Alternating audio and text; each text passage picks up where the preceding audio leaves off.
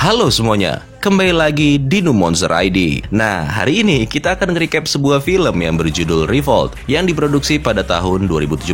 Filmnya sendiri menceritakan tentang sebuah kisah di mana umat manusia mencoba bertahan dan melawan invasi alien yang sangat dahsyat. Ceritanya sendiri akan lebih banyak berfokus di daerah sekitar pedesaan Afrika, di mana di sana ada seorang tentara Amerika Serikat dan juga seorang relawan asal Prancis yang harus bekerja sama untuk bisa bertahan dari serangan alien tersebut. Sanggupkah mereka melakukannya?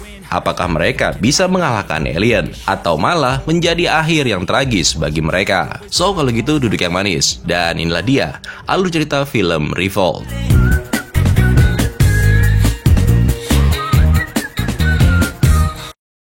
Suatu hari di wilayah Kenya, Afrika, terjadi sebuah pertempuran antara pasukan khusus Amerika yang sedang bertugas melawan sesuatu yang bisa disebut sebagai robot.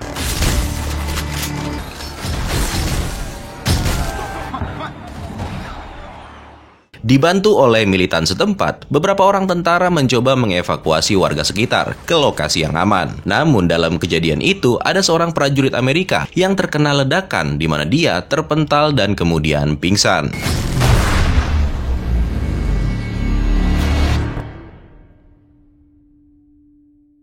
Beberapa lama setelahnya, tentara yang pingsan tadi kemudian terbangun dan mendapati kalau dirinya udah nggak inget apa-apa lagi. Atau bisa dibilang dia udah hilang ingatan. Dia terbangun di dalam sebuah sel penjara dengan mengenakan pakaian yang udah compang-camping. Di sini, dia bertemu dengan seorang dokter asal Prancis yang bernama Nadia, yang kebetulan bersebelahan dengan dirinya. Rupanya, mereka berdua ini sama-sama ditahan di dalam pos polisi. Nah, karena nggak bisa mengingat apa-apa lagi, Nadia lalu menjelaskan kalau seluruh dunia telah diserang oleh alien, di mana hal tersebut memusnahkan semua kota-kota besar yang ada. Dan sekarang, setelah semuanya tumbang, para alien memilih untuk memburu orang-orang yang masih selamat. Nah, nggak berapa lama berselang, mereka berdua didatangi oleh sekelompok preman lokal. Awalnya, preman-preman ini hanya mau membawa mereka berdua. Namun, setelah selnya dibuka, si tentara Amerika langsung melakukan perlawanan. Sampai kemudian, mereka berdua berhasil mengalahkan semua begundal-begundal itu. Nah, si tentara Amerika yang berantem sampai keluar penjara, tiba-tiba mendapati kalau dirinya sedang melihat satu sosok robot yang lagi menembaki orang-orang yang berada di luar. Tapi untungnya jagoan kita ini nggak kenapa-napa, di mana dia berhasil bersembunyi di dalam sebuah kendaraan.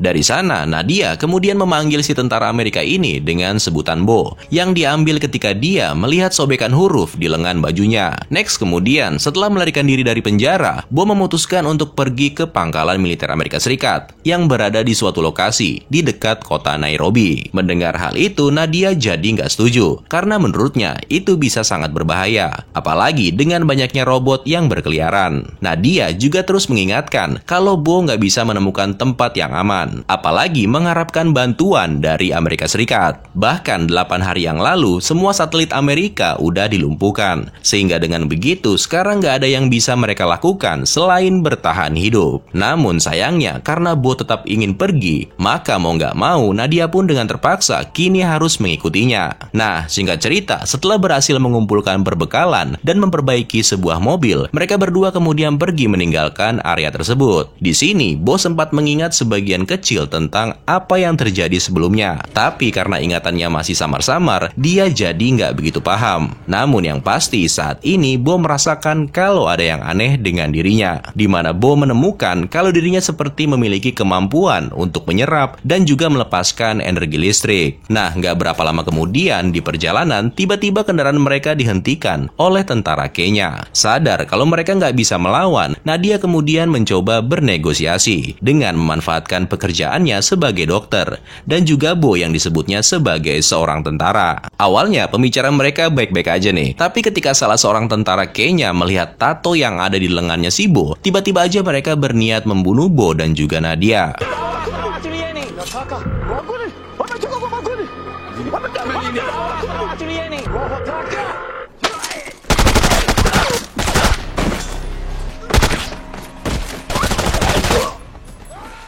Setelah berhasil melumpuhkan sebagian besar tentara Kenya itu, Bo kemudian menanyakan perihal simbol yang ada di lengannya. Di sini dikatakan kalau tanda tersebut adalah simbol dari stasiun radar Amerika, tempat di mana sebuah parabola besar memancarkan sinyalnya. Nah, alasan kenapa tentara Kenya ini berniat menyerang Bo dan juga Nadia adalah karena mereka percaya kalau Amerika merupakan dalang, atau dengan kata lain pihak Amerika lah yang membuat robot-robot itu datang ke bumi. Mendengar hal tersebut tentunya membuat Bo nggak percaya begitu aja. Namun ketika pria itu mengatakan kenapa hanya stasiun itu yang masih berdiri sampai sekarang, seketika membuat Bo jadi berpikir, apa iya ya?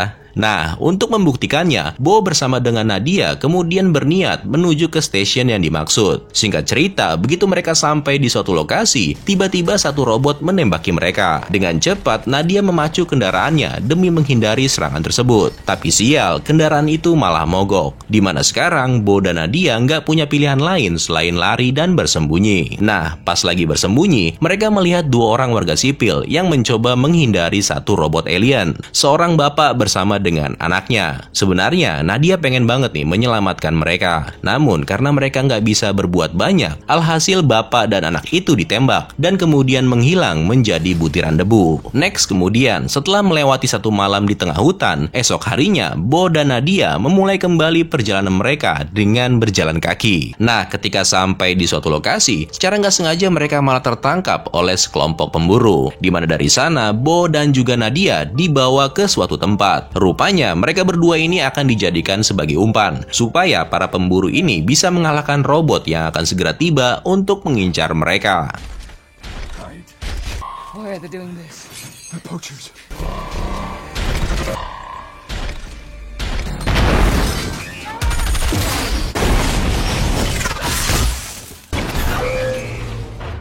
Para pemburu ini hampir aja berhasil mengalahkan robot itu. Tapi sial, ada dua robot lain yang muncul dan membuat rencana itu jadi gagal total. Dimana kemudian para pemburu itu satu persatu dihabisi. Nah, uniknya ketika Bo dan Nadia berhasil melepaskan ikatan, dua robot yang tersisa sepertinya membiarkan mereka berdua begitu aja. Dimana robot-robot itu malah memilih mengejar pemburu yang melarikan diri dengan sepeda motor. Sementara Bo dan juga Nadia bersembunyi di balik reruntuhan bangunan. Nah, dari sana mereka kemudian melanjutkan perjalanan. Dan setelah lama berjalan kaki, mereka lalu sampai di sebuah jembatan. Nah, tanpa sengaja mereka di sini bertemu dengan seorang wartawan yang terlihat terluka parah. Karena si wartawan ini sekarat, dia kemudian menunjukkan apa yang selama ini dia lihat menggunakan kameranya. Di mana diketahui kalau kedatangan alien pertama kali di tempat ini adalah dengan cara mengambil semua jaringan listrik. Dan setelah itu, sebuah pesawat luar angkasa lalu muncul dan menghisap semua orang masuk ke dalam pesawat tersebut. Nah, karena si wartawan ini nggak mau mati dalam keadaan yang menyedihkan, dia kemudian bersedia memberikan kamera miliknya, asal dengan satu syarat. Bo harus mau membunuhnya. Namun rupanya di sini Bo nggak mau cuy. Tapi karena si wartawan ini terus berteriak dan kemungkinan besar bisa menarik perhatian robot yang ada di luar, maka mau nggak mau Nadia yang melakukannya.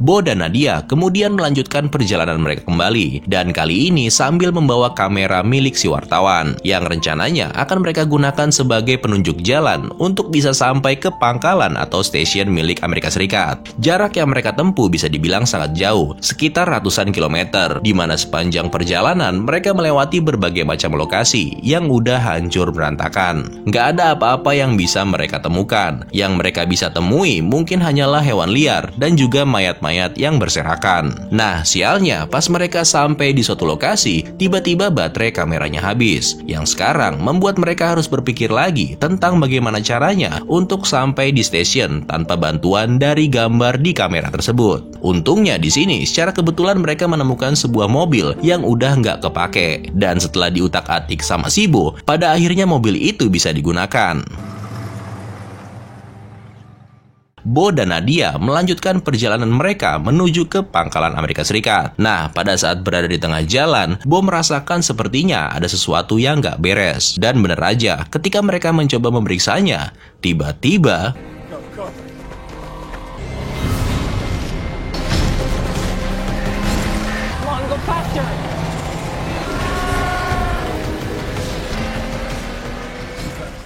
Bo dan Nadia melihat sebuah rumah kecil di tengah lapang, di mana mereka kemudian memasuki rumah itu dan bersembunyi ke ruang bawah tanah. Sambil menanti apa yang terjadi selanjutnya, Bo dan Nadia lalu berpelukan dan menunggu saat-saat kematian mereka. Namun sayang, gak berapa lama berselang, sebuah kapal induk alien muncul dan menghisap segala sesuatu yang ada di area itu, sehingga membuat Nadia ikut terbawa masuk ke dalamnya.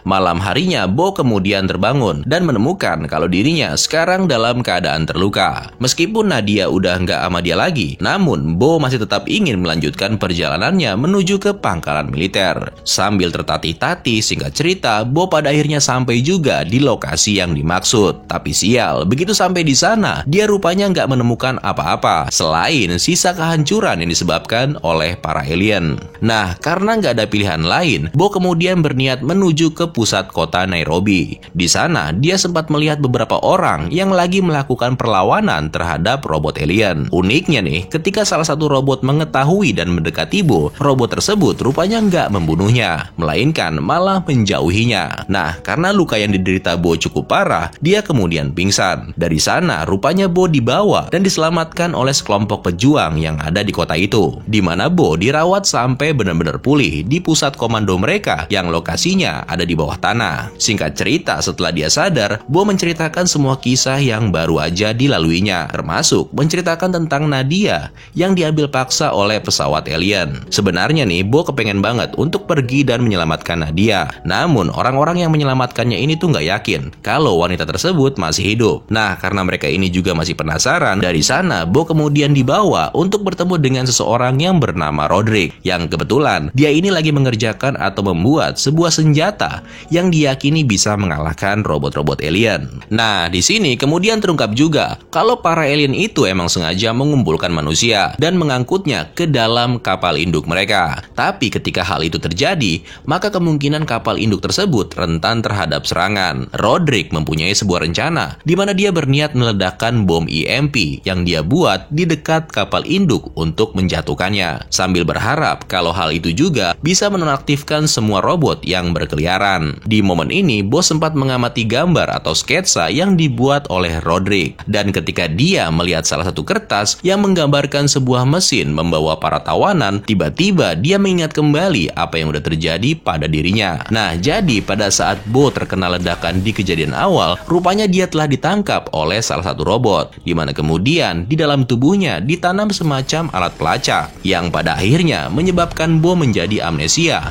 sekaligus memberinya kemampuan elektrik. Selama ini, Bo rupanya sengaja dibiarkan hidup, supaya dia bisa menjadi alat pemancar demi untuk menemukan lokasi di mana manusia bersembunyi. Nah, mendengar hal itu sempat membuat teman-teman Roderick menjadi marah. Bahkan salah seorang dari mereka mengancam akan membunuh Bo saat itu juga. Tapi alih-alih akan dibunuh, Bo kemudian menawarkan bagaimana kalau membiarkan dirinya pergi. Sehingga dengan begitu, robot-robot yang akan segera datang nanti bisa mengikuti kemanapun dia pergi. Nah, tapi sebelum melakukannya, rupanya Bo mempunyai sebuah rencana. Bo menawarkan diri untuk membantu Roderick membawa bom EMP masuk ke dalam kapal induk alien. Dan setelah mereka semua setuju, Roderick lalu menyusun strategi. Pertama-tama, mereka akan mengungsikan semua orang yang ada di dalam bunker, di mana kemudian dari sana, bersama dengan para pejuang yang lainnya, Bo dan Roderick membawa perangkat itu melalui terowongan penghubung, yang rencananya akan mereka ledakan tepat di bawah kapal induk alien. Tapi sialnya, di perjalanan mereka ketahuan sama salah satu robot, di mana robot itu mulai memburu mereka satu persatu. Nah, singkat cerita, Bo dan Roderick akhirnya tiba di lokasi, tempat di mana robot-robot alien terlihat sedang menggiring tawanan manusia untuk nantinya dihisap sama kapal induk alien. Dengan cepat, mereka langsung bergerak. Bo menyerang salah satu robot, di mana hal tersebut membuat semua orang kini punya peluang untuk melarikan diri. Nah, nggak mau menyia-nyiakan kesempatan, Roderick dan teman-temannya dengan cepat membawa bom EMP ke arah kapal induk. Di sini sempat terjadi sebuah insiden di mana baterai yang akan digunakan tiba-tiba rusak akibat serangan dari robot. Suasana bahkan semakin mencekam ketika kapal induk juga terlihat akan melakukan penyedotan. Nah, karena nggak punya pilihan lain, Bo kemudian memutuskan untuk menggunakan tubuhnya sendiri sebagai pengantar aliran listrik guna mengaktifkan kembali perangkat tersebut.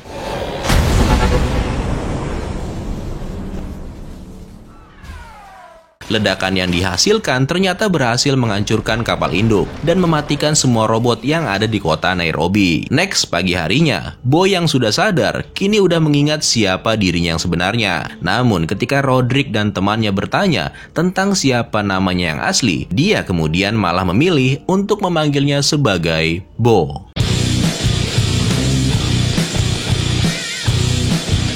By the way ya, gue cuma penasaran, itu manusia-manusia yang ditangkepin pada dikemanain ya? Apa masih hidup atau gimana? Nah, tapi di luar itu, gue cukup terkesan dengan film ini. Meskipun temponya lambat ya, tapi sejauh ini, plot ceritanya menurut gue masuk dalam kategori lumayan bagus loh. Gimana kalau kalian? Bagus apa biasa aja?